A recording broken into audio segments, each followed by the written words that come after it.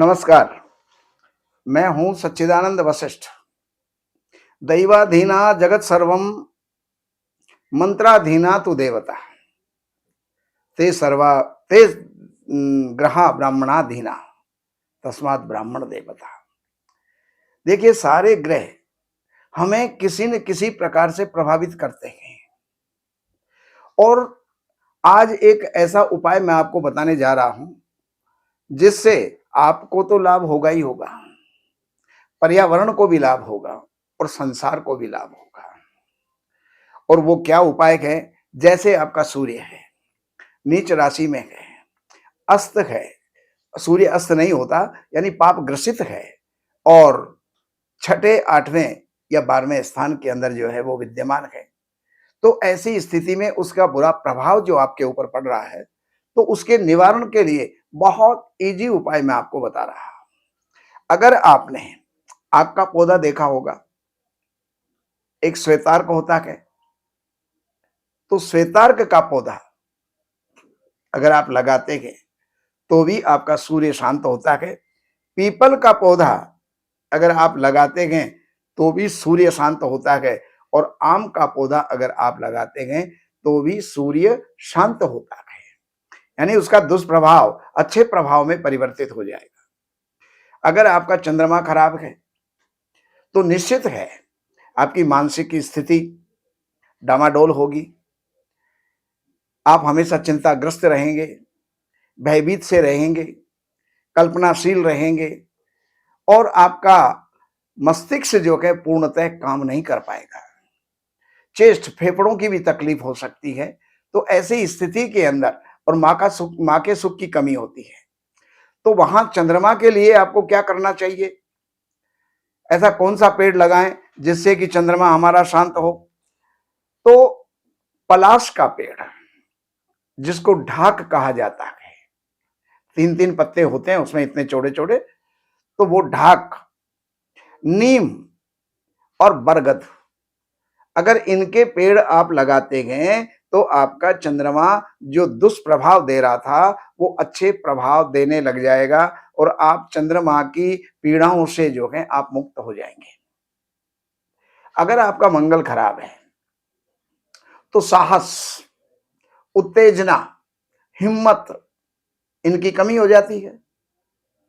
इसके अलावा रक्त में कोई ना कोई जो है आप दोष पाते हैं, या कोई कमी पाते हैं, या किसी न किसी प्रकार का रोग पाते हैं, ऋण में ग्रस्त हो जाते हैं, शत्रुओं की बाधा आपके ऊपर जो है बरसने लग जाती है। ऐसी स्थिति में आपको क्या करना चाहिए?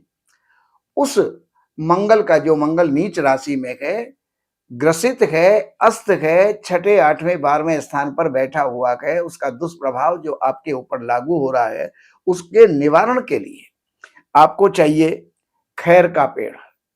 खैर का पेड़ जिससे कत्था निकलता है, खैर का पेड़, गेहूं का लगाना, गुलमोहर इसका लगाना, और लाल चंदन, ये अगर आप लगाते हैं तो आपके मंगल का दोष समाप्त हो जाता है। मंगल का कुप्रभाव शुभ प्रभाव में बदल जाएगा।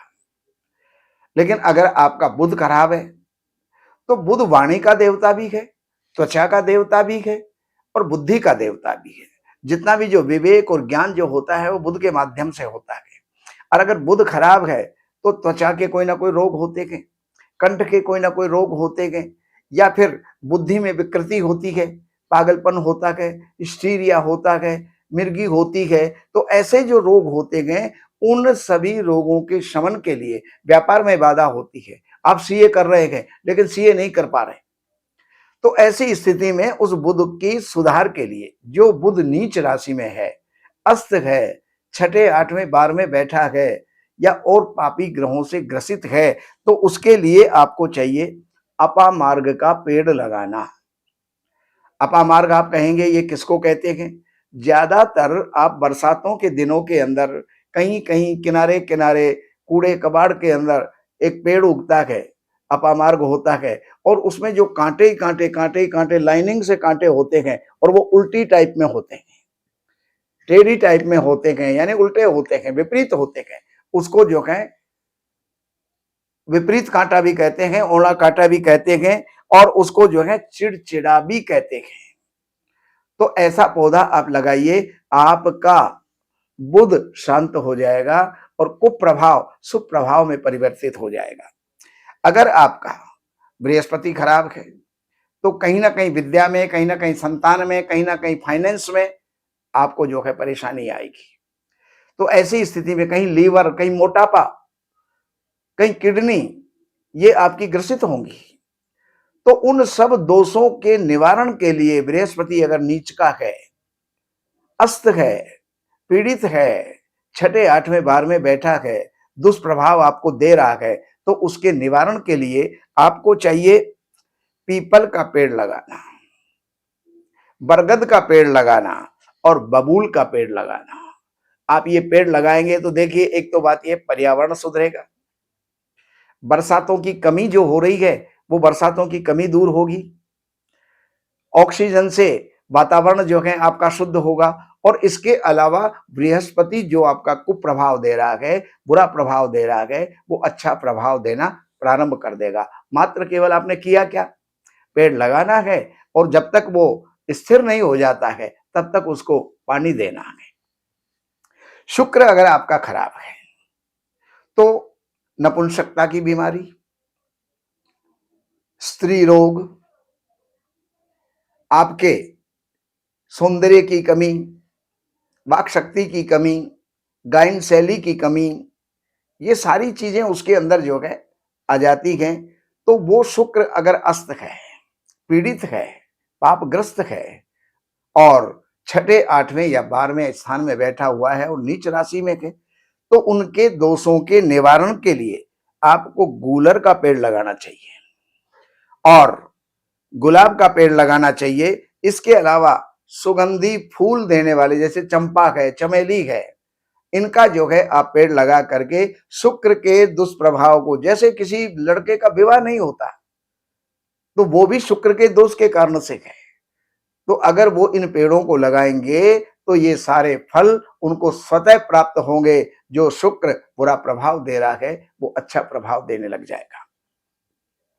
शनि अगर खराब है तो सर्विस में, नसों में, आंतों में, जोड़ों में पीड़ा देता है।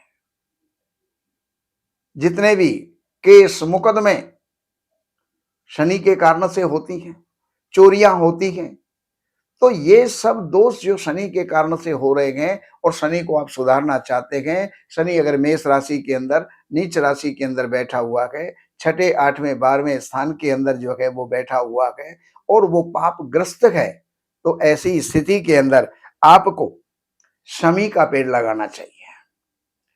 शमी दूसरी भाषा में उसको जांट भी कहते हैं और खेजड़ा भी कहते हैं। तो वो पेड़ आप लगाइए, पीपल का पेड़ लगाइए, नींबू का पेड़ लगाइए, तो इससे वातावरण भी शुद्ध होगा और आपके ग्रह भी शांत होंगे। शनि भी आपका जो दुष्प्रभाव दे रहा है वो अच्छे प्रभाव में परिवर्तित हो जाएगा। राहु है, ऐसा कौन सी पीड़ा है जो राहु नहीं देता, हर ग्रह को तो वो ग्रसित कर लेता है। और राहु क्रोध की अधिकता देने वाला, उग्र बनाने वाला, और कई ऐसे उसमें दुष्प्रभाव हैं, जैसे हड्डी को प्रतिनिधित्व करता है, हड्डी का टूटना, फ्रैक्चर हो जाना, ये सारी बातें राहु से होती हैं। राहु से अगर कोई ग्रह ग्रसित है, वो स्थान भी ग्रसित है, तो कैंसर जैसे रोग पैदा कर देता है। तो उसके शमन के लिए आपको चाहिए दूर्वा। बहुत हल्का सा जो है उपाय बता रहा हूं, दूर्वा जिसको हरी घास कहते हैं, पूजा के अंदर जिसको दूब कहते हैं, वो अधिक से अधिक पार्कों के अंदर आप लगाइएगा। वैसे तो वहां पर स्वतः होती हैं, लेकिन आप उनको और विस्तार कीजिएगा, आपका राहु शांत हो जाएगा। और केतु ये मंगल जैसा प्रभाव करता है, काटना, पीटना, कट जाना, ऑपरेशन, ये जो ऐसी चीजें हैं ये केतु देता है। लेकिन उस केतु के शांति के लिए आपको कुशा का प्रयोग करना चाहिए, कुशा को लगाना चाहिए। कुशा एक ऐसा घास है जो स्वतः पैदा होता है, लेकिन एक जगह से उखाड़ के दूसरी जगह पर लगाइए, आप उसको सींचिए, उसकी सेवा कीजिए, आपका केतु शांत हो जाएगा। तो पेड़ों को लगाने से आपके नवग्रह शांत हो सकते हैं, तो अन्य उपायों की आवश्यकता क्या रह जाएगी। इसलिए आप करके और लाभ उठाइए। बाकी जानकारियों के लिए इन नंबरों पर संपर्क करके कार्यालय से अपॉइंटमेंट लेकर के कार्यालय की सेवाएं अर्पण करके और जो भी आप जानना चाहते हैं ज्योतिष संबंधी, वास्तु संबंधी, वो सब जो है आप जान करके लाभ लीजिएगा। और एक बात और बताता हूं, हर अमावस्या और विशेष करके पितृपक्ष के पूरे ही 16 दिन ये हम पितृदोष के निवारण के लिए हम आयोजन कर रहे हैं। अगर आपका कोई काम नहीं बन रहा है, संतान में बाधा है, पढ़ाई में बाधा है, नौकरी में बाधा है, घर बनाने में बाधा है, घर के अंदर अशांति है, शरीर स्वस्थ नहीं रहता, तो इन सब कारणों का एक ही कारण है, कहीं ना कहीं पितृदोष है। और उसके शमन के लिए आप इन नंबरों पर संपर्क करके और आप जो है उसमें लाभ उठा सकते हैं। आप ऑनलाइन भी आप लाभ उठा सकते हैं और प्रेजेंट होकर के भी आप लाभ उठा सकते हैं। नमस्कार।